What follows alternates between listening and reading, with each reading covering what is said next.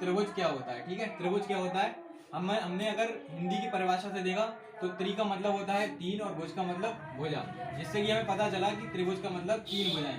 एक ऐसी बंद आकृति से है जहाँ पर कितनी भुजाएं होती है, तीन भुजाएं होती हैं। उसके बाद में हमने इंग्लिश की, इसका जो इंग्लिश है इसे इंग्लिश में कहते हैं ट्रायंगल।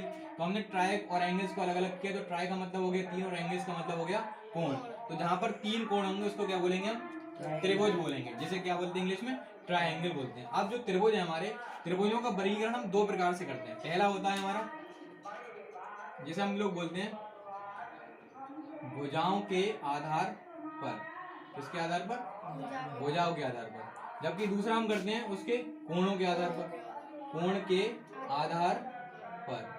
जैसा कि हमने यहाँ पर समझा कि जिसमें तीन भुजाएं होती हैं उसको भी त्रिभुज बोलते हैं, और जिसमें तीन कोण होते हैं उसको भी त्रिभुज बोलते हैं। तो भुजाओं के आधार पर त्रिभुजों का वर्गीकरण और कोण के आधार पर त्रिभुजों का वर्गीकरण।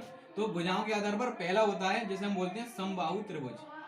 कैसा त्रिभुज, समबाहु त्रिभुज। समबाहु त्रिभुज का मतलब हो गया कि ऐसा त्रिभुज जिसकी तीनों भुजाएं, भुजाएं कितनी होती हैं त्रिभुज में, तीन। और समबाहु का मतलब, सम का मतलब समान, और बाहु का मतलब हो गई भुजाएं। तो सारी भुजाएं कैसी होंगी इसमें, समान।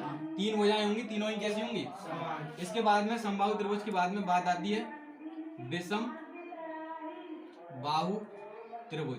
विषम बाहु त्रिभुज का मतलब हो गया कि उसमें जो तीन भुजाएं हैं तीनों कैसी होती हैं, अलग अलग होती हैं। ठीक है, समबाहु में तीनों भुजाएं समान, विषम बाहु त्रिभुज में तीनों भुजाएं असमान होंगी। उसके बाद में तीसरा जो आता है जिसे बोलते हैं सम द्विबाहु त्रिभुज। सम का मतलब समान, और द्वि का मतलब दो, और बाहु का मतलब क्या हो गया, यानी जिसमें दो भुजाएं कैसी हो, समान हो, वो त्रिभुज कैसा कहलाता है, सम द्विबाहु त्रिभुज। सम द्विबाहु यानी दो भुजाएं कैसी हो उसमें, समान हो। समबाहु में तीनों भुजाएं समान, विषम बाहु त्रिभुज में तीनों भुजाएं अलग अलग होती हैं। अब कोणों के आधार पर जो त्रिभुज है उसका वर्गीकरण में पहला हो गया आपका, जिसे हम लोग बोलते हैं समकोण त्रिभुज। क्या बोलते हैं, समकोण त्रिभुज में एक कोण कितना होता है, एक कोण होगा 90 डिग्री का। जबकि त्रिभुज होता है उसकी तीनों भुजाओं का योगफल कितना होता है, 180 डिग्री होता है। और समकोण त्रिभुज में एक कोण कितनी डिग्री का होगा, 90 का। बाकी के जो दो कोण बचे वो कितनी कितनी डिग्री के होंगे, 90 डिग्री होंगे, यानी उनका योगफल 90 डिग्री होगा। इसके अलावा एक होता है आपका अधिक कोण त्रिभुज। अधिक कोण त्रिभुज का मतलब हो गया जिसका एक कोण 90 डिग्री से, यानी एक कोण 90 से प्लस हो, बाकी के दोनों त्रिभुजों का योगफल 180 हो जाए मिलकर के। यानी तीनों त्रिभुजों का योगफल कितना हो जाए, तीनों कोणों का योगफल 180 हो जाए, जिसमें से एक कोण 90 से अधिक होना चाहिए और 180 से कम। इसके बाद में तीसरा होता है न्यून कोण त्रिभुज। न्यून कोण त्रिभुज में एक कोण 90 डिग्री से कम का होगा, यानी 90 से कम का।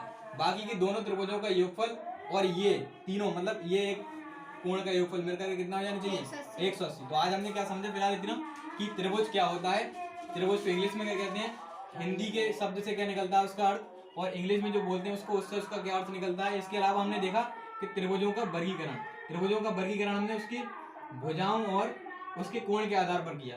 भुजाओं के आधार पर हमने देखा समबाहु त्रिभुज जिसमें तीनों भुजाएं समान होती हैं, विषमबाहु त्रिभुज जिसमें तीनों भुजाएं असमान होती हैं, और समद्विबाहु त्रिभुज जिसमें दो भुजाएं समान होती हैं और एक भुजा अलग होती है।